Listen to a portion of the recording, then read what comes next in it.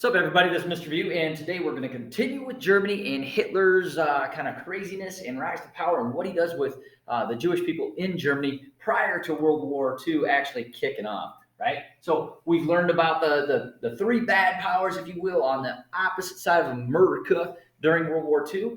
First, we learned about Italy and Mussolini and his fascist party and how they were totalitarianism, used censorship and propaganda, and critics were exiled or jailed or killed. Then we learned about Japan and how they were militaristic and they started to beat the crap out of China. They were imperialistic, right? They wanted to expand their country. And then we found out about Germany and how bad it was in Germany after the Treaty of Versailles, which ended World War One, and how they had to pay reparations as payments for war damages. Their country was destroyed.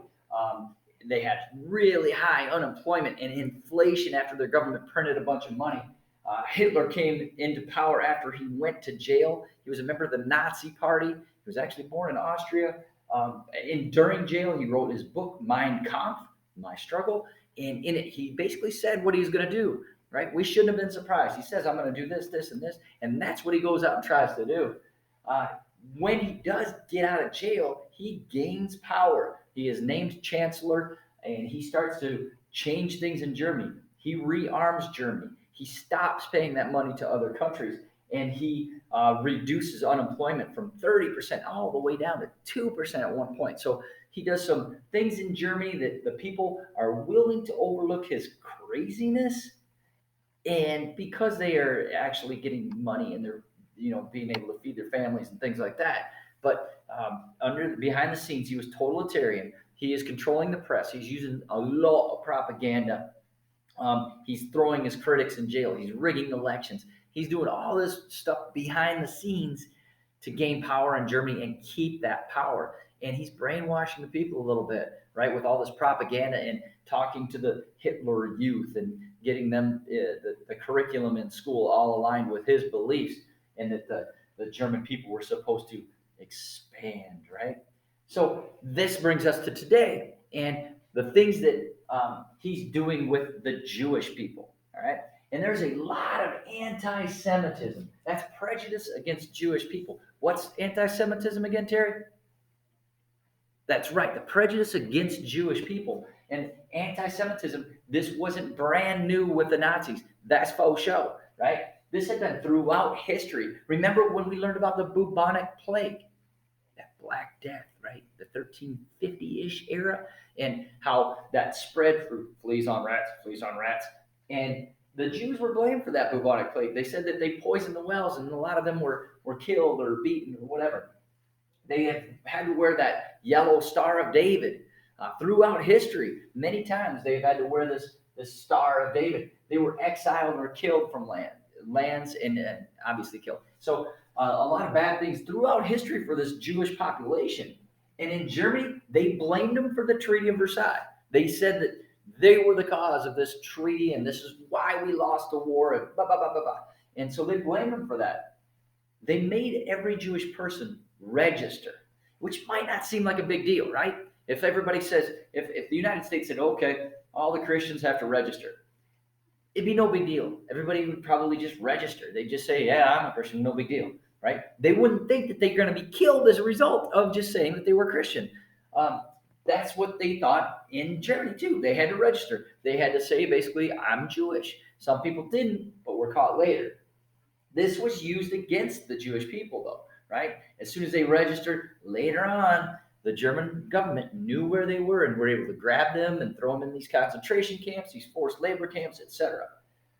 They had to wear the yellow Star of David. And this was a crime if they were caught without wearing the Star of David and they were recognized as a Jewish person. So crime, thrown in jail. They were beaten, jailed, and killed for basically no other reason than being Jewish, right? And these crimes, they didn't go punished, right? So a person that beat up a Jewish person or did something horrible, stole their stuff, they weren't going to be prosecuted. So it was like free game.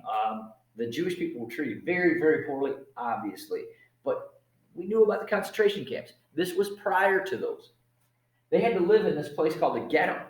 And we think of a ghetto as like a really poor area, right? But that was a little different back then. The city, see, this is the city, this big circle, right? they would wall off parts of the city and say, Jews, you have to live within these walls, right? And they were big apartments or whatever. It wasn't just a little tiny area. It wasn't a big area, but it's super tiny either. They packed a bunch of Jewish people in these apartments. A lot of people in these smaller areas, smaller apartments, if you will. But they couldn't leave except for work. Then they had to return back to the ghetto and stay there. So they knew exactly where these Jews were. They had to register, and then they had to go into these ghettos at a certain date. So they were stuck in that until eventually they clean out the ghettos and they send them to these forced concentration camps, right? So this is another part of another way that the Jews were mistreated in Germany. They actually passed some laws against the Jewish people in Germany too. These were anti-Jewish laws called the Nuremberg laws. Okay? These laws said a number of different things. Number one, a Jewish person couldn't marry a non-Jewish person. They didn't want the Jewish plague spreading, if you will. So they said you can marry Jews, but you can't marry non-Jews. So they didn't want the Jewish religion spreading through the non-Jewish population. They couldn't go to German schools either. Right? The Jewish people the Jewish children were stuck going to their own schools, not German schools, and they had these little schools within the ghettos. They could not have government jobs. They couldn't be politicians. It's not like they were going to listen to the Jewish people anyway, these Jewish politicians. So if there was a problem, it couldn't get solved through politics. They also couldn't practice law or medicine. He said, "Oh, big deal. No Jewish lawyers." But that is a big deal because the non-Jewish lawyers would not take a Jewish person's case. So if you were a Jewish person accused of a crime, you were screwed because you couldn't have a Jewish lawyer and no non-Jewish lawyer is going to represent you because they didn't want to be seen as a proponent of a Jewish person. So their law practice could be burned down or, they themselves could be thrown in jail. So they were not going to help out a Jewish person. That was a big factor. Jewish people also couldn't practice medicine. That's huge. Now, they did have Jewish hospitals within the ghettos, right? Jewish, kind of small little hospitals, if you will, but they couldn't work at the German hospital. They had to be within the ghetto. So this was also a major deal. They couldn't publish books or pamphlets.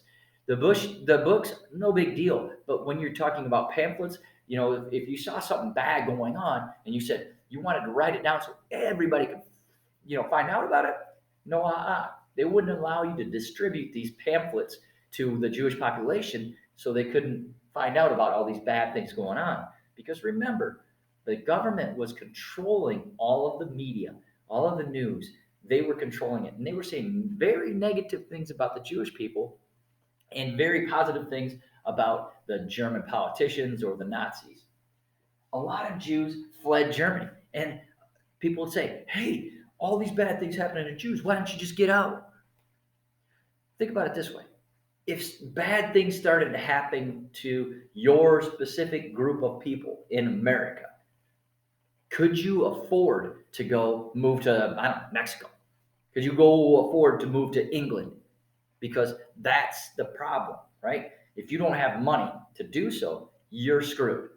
Or what's going to happen once you get there and you don't know maybe the language or you don't have anywhere to go. So it's not that easy, right? A lot of Germans did flee. They did try to get to those neighboring countries when the countries would allow it. But a lot of them were just stuck in Germany, and that was a very, very bad thing. Kristallnacht happened. This is called the Night of Broken Glass, and it happened on November 9th and 10th of 1938. This is prior to World War II. A Jewish man saw his parents being mistreated by a German, and he saw this had happened in Paris, right? Paris, France. He sees his parents being mistreated, grabs a gun, pow, shoots the German diplomat. This outraged the Germans. The Germans they blamed all the Jewish people for this happening. And so they start to strike out against the Jewish population in Germany. They smash windows. They loot businesses. They beat Jewish people. They burn Jewish churches called synagogues. They do all this terrible stuff over these 2 nights. They threw people in jail. After this happened, there were no repercussions. The Jewish people just had to clean it up themselves, pay for all of the damages themselves. Nobody's going to jail for this stuff. It was just a horrible night of prejudice and racism. So this is how it happened in Germany. And we know what happens from here, right? The concentration camps and things like that, which I'll go into detail a little bit later in this unit. But for right now, the anti-Semitism was rampant in the German country, a lot of prejudice against Jewish people, and we will talk more later.